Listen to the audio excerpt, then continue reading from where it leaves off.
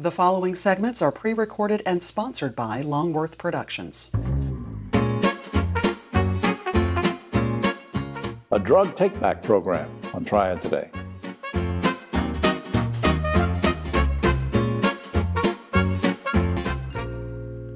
Hello everyone, I'm Jim Longworth and welcome to another edition of Triad Today, coming to you once again from the beautiful Senior Botanical Garden in Curtisville. We'll tell you more about them later on, and later on is when the famous roundtable shows up. We'll get into all sorts of controversial topics with them, so I hope you'll stay with us.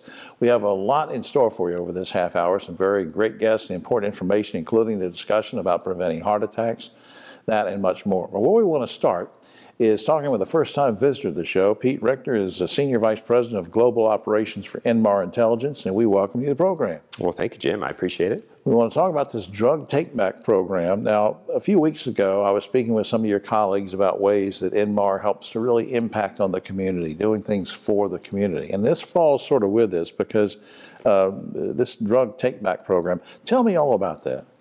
It's a fascinating program. This program was developed over several years, and when we do have an event, we partner with local community support folks as well, like Novant Health and the Forsyth County Sheriff's Department. And we invite and ask community members to come forth and give us their unused, unwanted, expired, don't know why it's in my medicine cabinet, I need to get rid of it. Prescription medicine. Prescription medicines. That applies to all of us. Applies to all of us, and you probably have some in your medicine cabinet. I know I have I've some got them in my mine. pocket right now. That's but it's also things like needles, sharps. If folks have an EpiPen for their child that might have allergies, right. Very common, those have to be disposed of properly. Yeah, and because not all, but most of these kind of things we're talking about they have expiration dates anyway, so it's not really safe to keep them around. Let me, we didn't rehearse this or anything, but let me press you on the logistics. You were talking about partnering, you were talking about Novant, who we love, you were talking about the Sheriff's Office, great folks over there. But now, tell me about the nuts and bolts of this. If I drive up and I've got a whole crate full of these kinds of meds, what happens? Right.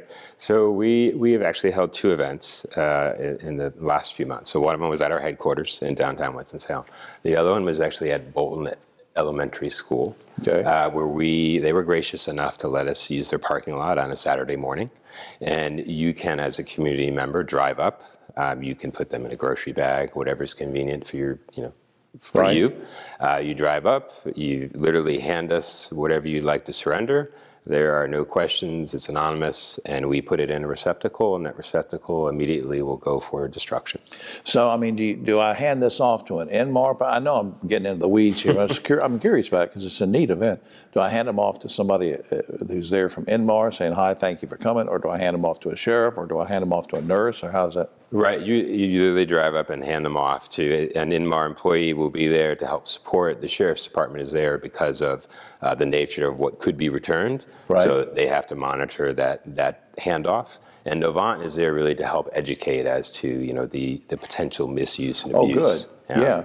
Now, I know you sort of alluded to this already, but how would you assess how these events have gone? Because sometimes people are a little, wary of doing this, as you said, but there's no questions asked. Have they been successful? To my amazement, and I'm even surprised at how successful it is. So clearly the message is resonating with the community. Last year alone, 1,400 pounds was collected. Oh my God. These are not heavy items, so a lot of items have been surrendered, which is fantastic. A lot of folks don't realize the downstream impact of when things are not properly disposed of. Think about if you throw them in the trash, which you're really not supposed to, if you flush them down the toilet or something like that, that could end up in a landfill, could seep into groundwater. So it's really something to kind of take seriously, that there are proper ways to dispose of. Absolutely. Absolutely. Yeah, that's good information, Pete. I appreciate that. Up on the screen, general website for Inmar is inmar.com, which I hope you will check out. And Pete, I hope you'll come back sometime and keep us updated on the things that Inmar is doing with and for and around the community. Thanks for doing this. I appreciate you. Thank you. Important work. We'll be right back after this.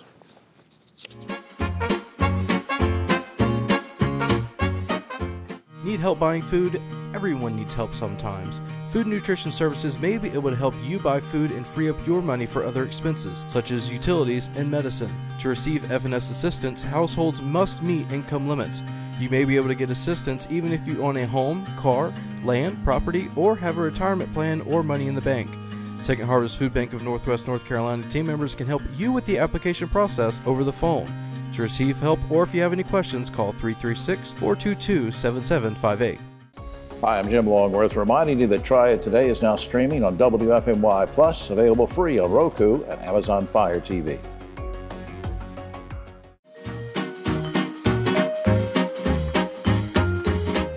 Back now on Triad Today, let's talk about jobs and careers, and we do that with two experts in the field who happen to be teaming up to help a lot of folks right now. On my immediate right, Jason Norris is Manager of Job Development for Triad Goodwill. His special guest and partner is Kevin Pigram. He's president of the Greensboro Builders Association. And also, you have your own, Kylan company that you work for? Yes, sir. Kylan Services. We're a residential developer and builder. All right, good. Which ties into everything we're doing here. So, Jason, quick thing, remind everybody about the mission of Triad Goodwill. Sure. Our mission at Triad Goodwill is to improve lives and enrich communities through the power of work. And the Builders Association, I guess, has a pretty clear message. You've been a member of that for a long time. What do y'all try to do? Yeah, we're in the process of developing a construction careers endowment, and we're trying to, as part of that, once that gets established, which should be spring of next year, 2024, we're going to give incentives for people, young folks and others, to get into the construction trades.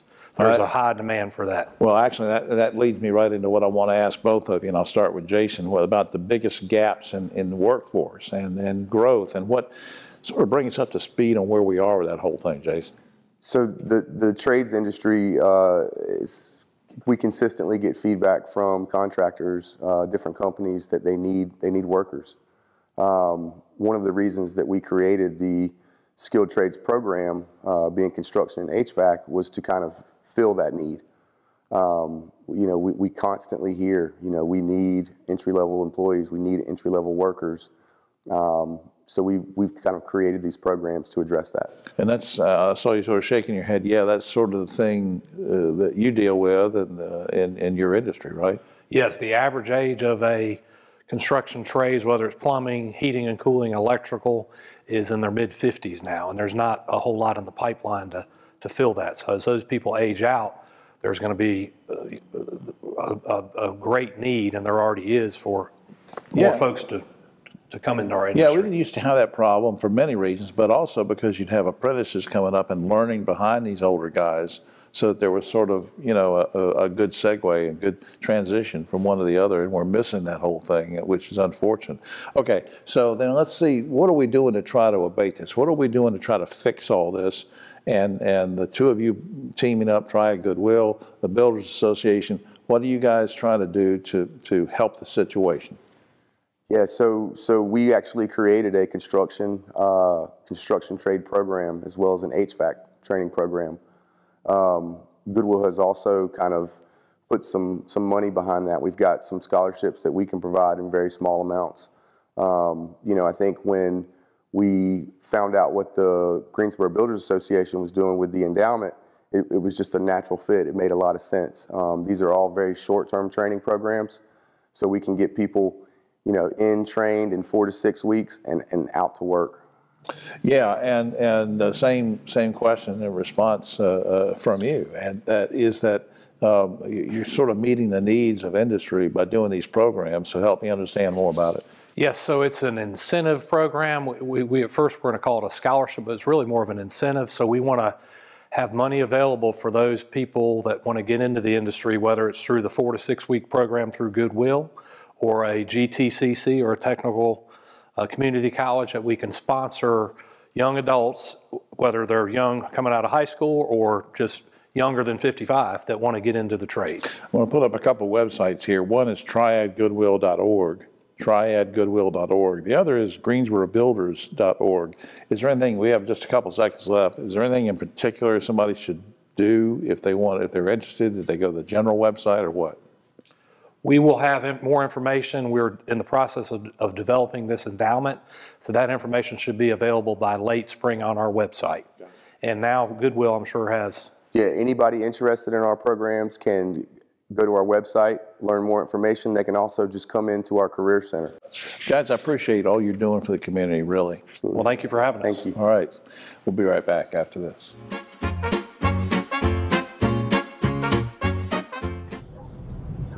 You know, it's hard to believe the Safe Sober program has been going strong for over 30 years. And over 600,000 students have made the pledge to stay safe and sober on prom night. You know, Griff, it's had a huge impact on our community. Yeah, you're right, David. And now we're making sure the message continues year-round. So everyone can join us in supporting our students. Learn more and take the pledge at safesober.com, sponsored by Daggett Schuler. A brighter energy future starts today, and we're ready.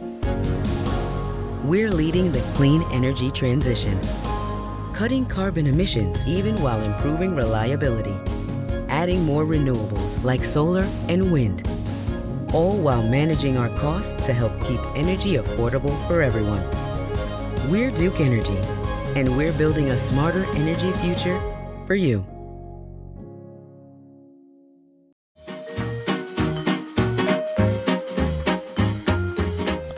Back now on Triad Today. Welcome a special guest to the program right now. Dr. Tommy Causey is a cardiologist with Novant Health Heart and Vascular Institute in High Point, and we welcome you to the program. Thank you. Good to be here. By way of LSU and all those great schools, and we're so glad you're in this area. It's their loss, so it's our gain up here. All right, we're in the holiday season, so I'm going to ask you a serious question. It's going to sound like a silly question, but December 25th, December 26th, and January 1st. When I think of those 3 dates, I think, hey, holiday festivities. What else should we know them for?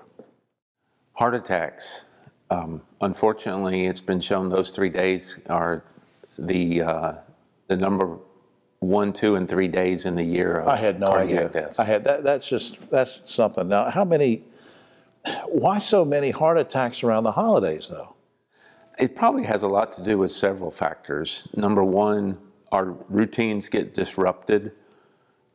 We frequently have to travel and sometimes get up at ungodly hours to make our travel plans. Are you sort of pointing to stress as a factor then? Oh, yes.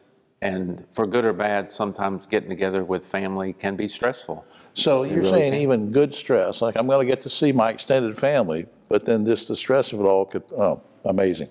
Now, what are some of the signs of heart attack? Typically, most people are going to have some sort of discomfort in the chest area. Occasionally, people won't always complain of that, but there's usually some sign that something is acutely wrong. Nauseated, short of breath, sweaty. It's usually obvious that there's something going on and that you need to get attention. But would those be the exact same signs for, say, a woman as a man? That's a good question. You know, typically we say that women will commonly have different symptoms. Some of that has to do with age. We know that the older you are, the more likely your symptoms are going to be less than typical. And women tend to present older with a heart attack than the typical man. So it can be discomfort between the shoulder blades, sometimes the jaw, the upper arms, but it's usually something that persists, you know, for more than a few minutes. All right. Now, what can all of us do of any age to prevent a heart attack, a risk of having an incident like that? What are some things we can do? Well, I think number one, we all need to be staying active. We all need to be doing some kind of activity, whether that's walking or more intense exercise, but activity is important. Healthy diet is important.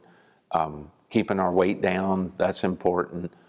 And most of us need to be seeing our doctor yearly for checkups. If you have diabetes, you want to get it treated and controlled. If you have high blood pressure, you want to get it treated and controlled.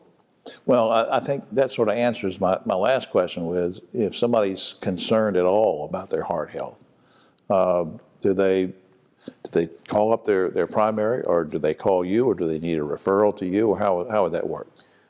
Typically don't need a referral to see a cardiologist in our group, but usually the best place to start is with your primary care doctor. All right. Up on screen, before we lose time, I want to mention novodhealth.org.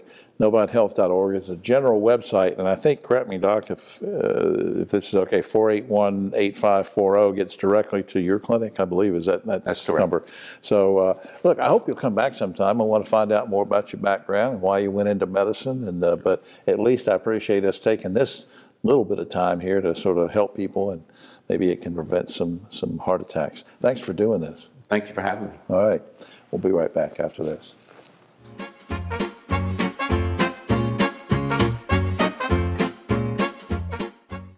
Are you looking to jumpstart your future in the fast-paced, rapidly growing food industry? In Second Harvest Food Bank's Providence Culinary Training Program, you'll learn the craft and art of cooking, plus business and management skills, science and nutrition, and essential life skills. Providence Culinary Training has helped hundreds of individuals just like you launch successful culinary careers. There's no reason to wait to turn your passion for food into an exciting career.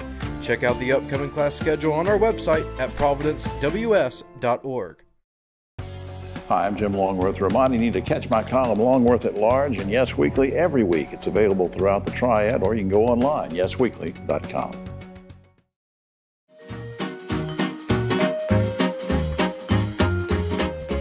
Back now on Triad Today, and every once in a while we like to sit down and talk with Mr. Theater. I don't even need his name on the screen, but I'll just mention that it is, of course, Dave Briggs, Director of High Point Theater. Welcome, good to see you again. Thanks, Jim. It's always great to be here.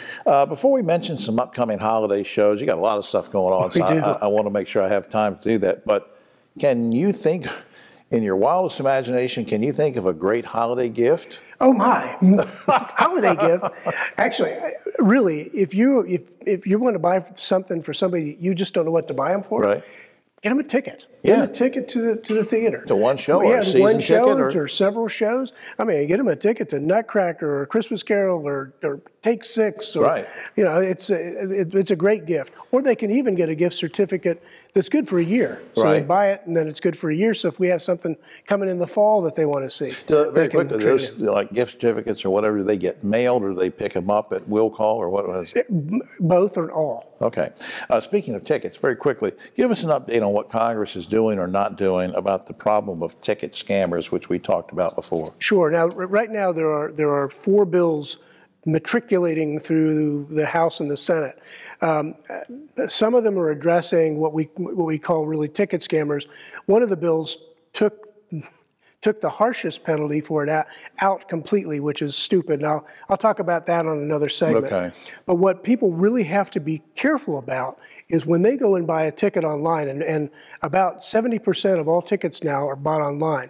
Folks aren't picking up the phone and calling their venues. You know, they're going online.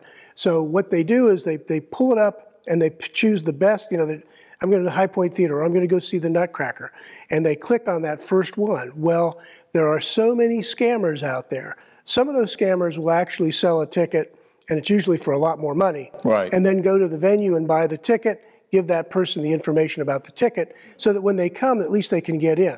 There are others who are selling tickets, and they have no intention of going to the venue buying a ticket. So when those patrons arrive at the theater and they say, well, I bought a ticket online, and they have spent, in some cases, hundreds of dollars. Yeah. So if you're looking at something that says, this is a really exorbitant price. So the most expensive ticket we have upcoming is Take Six in February. And that's $65.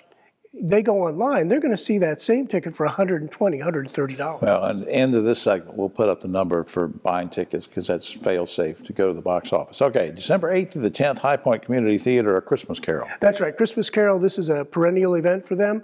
It's wonderful. It's about an hour and 10, hour and 15-minute musical. It's a little lighter than your normal Scrooge sort of show, and it's really fun. They do a great job. December 15th through the 17th, High Point Ballet Nutcracker, and I think sandwiched in between that, December 16th is the Land of the Sweets. That's right. So the High Point Ballet does a terrific performance of Nutcracker, and they have 3 full performances, and the Land of the Sweets is basically the second act of the Nutcracker. So if you've got little children, shorter attention spans, it's really, really good to go to. Shorter attention spans like mine. Yeah, like yours. Yeah, like mine. Before I go into January, Monday, let me back up, Monday, December 11th, which is right on us now. Yes. Gospel Fest? Yeah, we call it the Gospel Winterfest because I didn't really have another title for it. But Ernie Hassan's Signature Sound will be there, and their program is called A Jazzy Little Christmas. Joining them on stage will be the Hoppers, who are from, pardon me. It's so exciting, it's choked you up. It's choking me up. That's right. The Hoppers from Reedsville, North Carolina, and Mickey Ball, who's an incredible Christian comic. And it's going to be a really fun evening, and it's on a Monday night. All right, and looking up to January 13th, very quickly, Emma Langford. Emma Langford is one of the sweetest voices and songwriters in all of Ireland right now.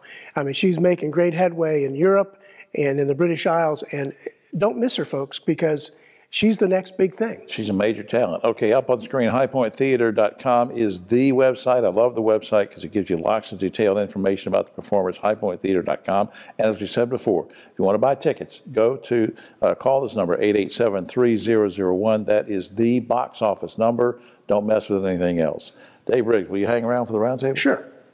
All right, we'll be right back after this.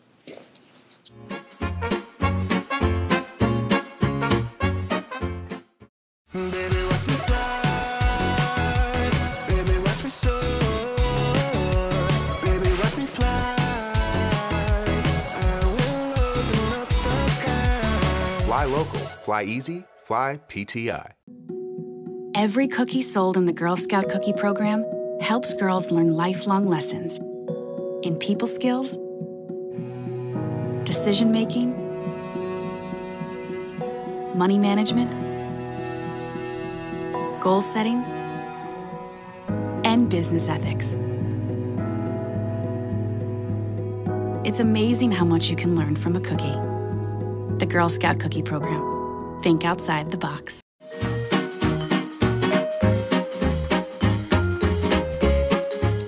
Back now on Triad Today, just about time for the roundtable, but a quick shout out to our good friends here at the Senior Botanical Garden in Kernersville. It is beautiful this time of the year. It's beautiful all year round. And speaking of three beautiful people, on my right, filling in for Ogie Overman is the great friend of mine, Dr. Don Martin, who's chairman of the Forsyth County Board of Commissioners. Dave Briggs, we held open from a previous segment, as you know, Mr. Theater, we call him. And Keith Granberry, who is a founder of Helping Hands Consultants. All right, guys. Following a rash of deadly car accidents, the National Transportation Safety Board is calling for all new cars to come with devices that prevent the driver from going over the speed limit.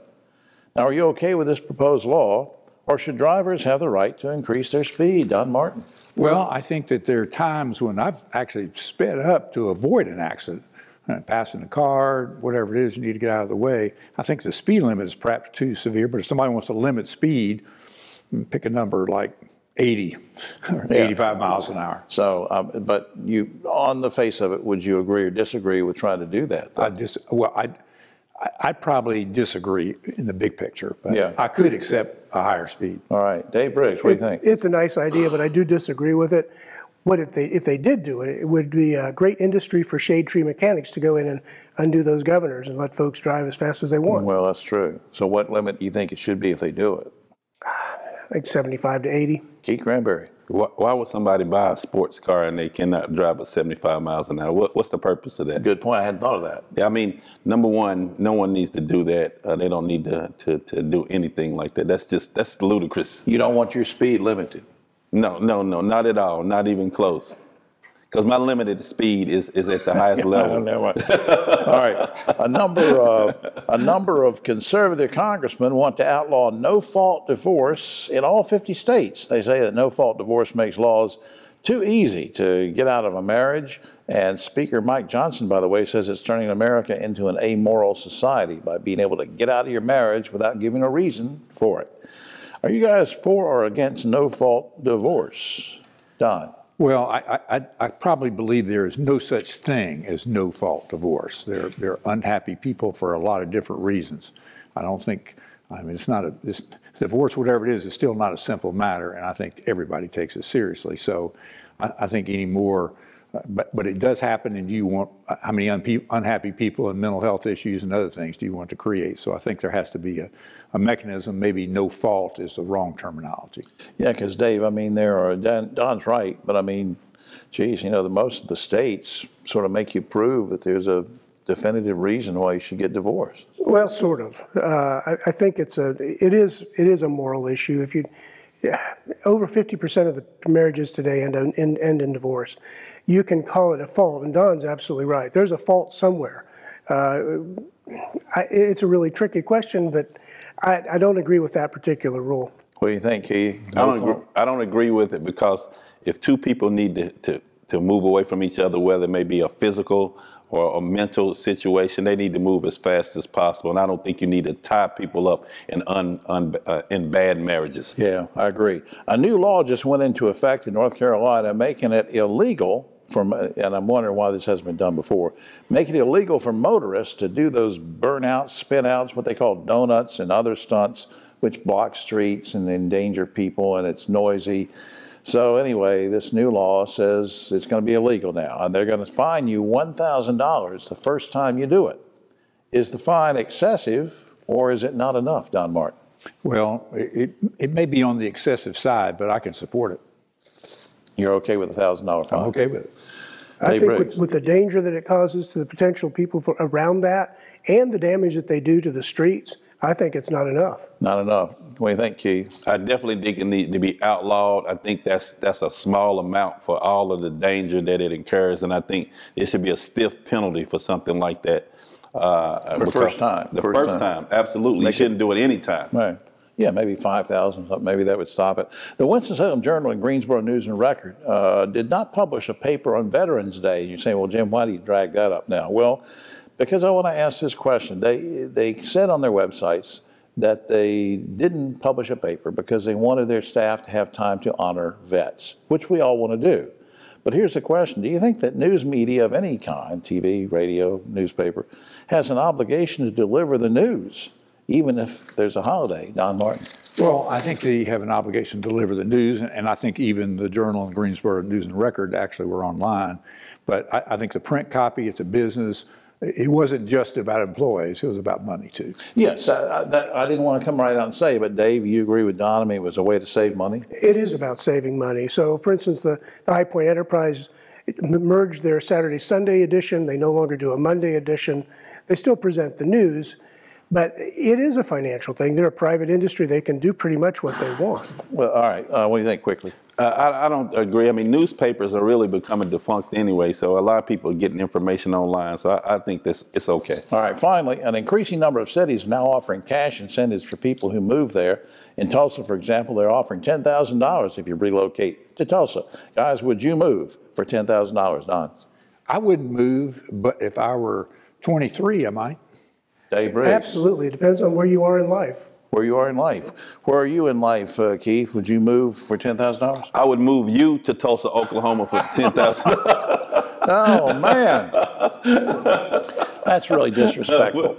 All right, well, that's all the time. Fortunately, that's all the time we have. Oh, except for this.